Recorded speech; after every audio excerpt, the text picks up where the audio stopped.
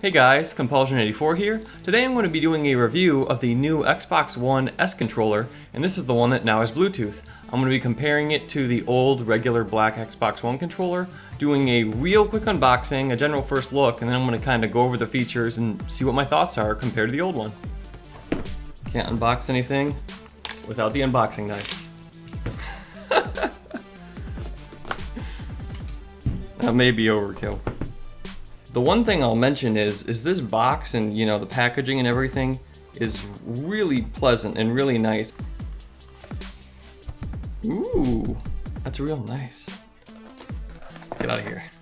Oh, they gave me batteries. Ooh, interesting.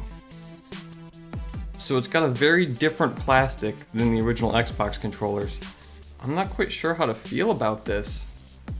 It feels almost like a kind of cheap plastic, but at the same time it's grippy and rubbery. It's really bizarre. I'm a big fan of black everything, but the white stylings are pretty nice.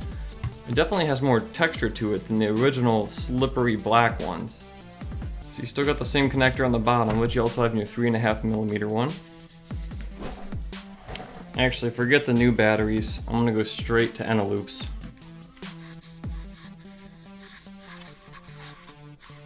I can actually see it. There's a whole bunch of rows of teeny tiny dots. It's not really like a surface finish that's kind of abraded in with sandpaper. It looks like it was printed in. It looks like there's teeny tiny dots or cross hatching in the mold. So that's what's actually giving you this grip and also making it kind of weird. So the triggers feel the same. Ooh, that's nice. No post-processing. Stock? New. So the 1S bumper is significantly quieter. The original Xbox One controller is this is a first world problem, but the button is significantly louder and clickier. The trigger throw distance looks like it's identical. As far as the force, it appears to be exactly the same. I can't tell it's any different to actuate it. You got the same USB connector, very similar if not the same back panel. The buttons look like they are all exactly identical. I do like the stylings where they took the solid color versus on the original one they had, this kind of cheap looking plastic. This one looks kind of a lot nicer. I don't normally like to buy white peripherals because they get dirty and look crappy, and plastic tends to age, especially when it's white, but this is the only one they sold right now, so this is what I got. It does look really sharp. If you had kind of a white room or a white entertainment stand, this would look very, modern, and it looks very nice. I will say that. It doesn't match any of my crap because everything's black.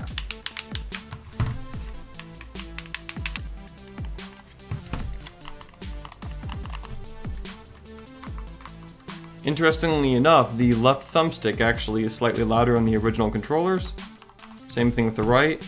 They look about the exact same size. The geometry is very similar. The new thumbstick may be ever so slightly taller. I'll try to find my scale to measure it. They look very similar. For the most part, this looks to be the same controller, better grips, slightly different switches when you push in the thumbsticks, definitely different bumpers, and then the addition of the 3.5mm jack on the bottom. And obviously the guts, because now I can connect it through Bluetooth. There were a couple things I picked up that I didn't notice in my first look. The one thing I will mention is the bumpers on the new one are actually a little bit shorter in height. So not only do they have a better throw and a better button press, it's not clicky, it is a little bit shorter in design.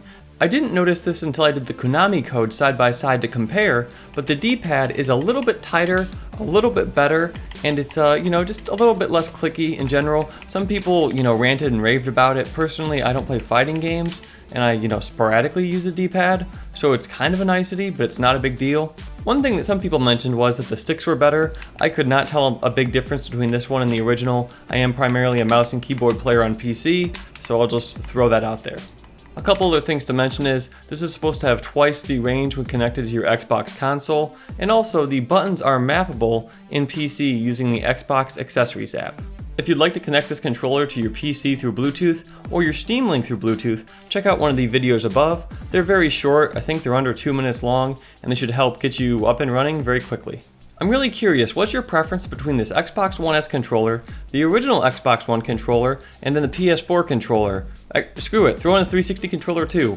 What's your favorite? Let me know in the comments below. This one had a little bit higher bumpers, and I think I like the original Xbox One controller ergonomics wise. Then again, I'm one of the people that used the original Xbox controller. It was giant and beefy. Oh man, I love that thing. Anyways, if you guys haven't seen me before, I'm Compulsion94. Subscribe to my channel for more great gun, gadget, and gaming videos. I hope you enjoyed this, and I'll see you next time.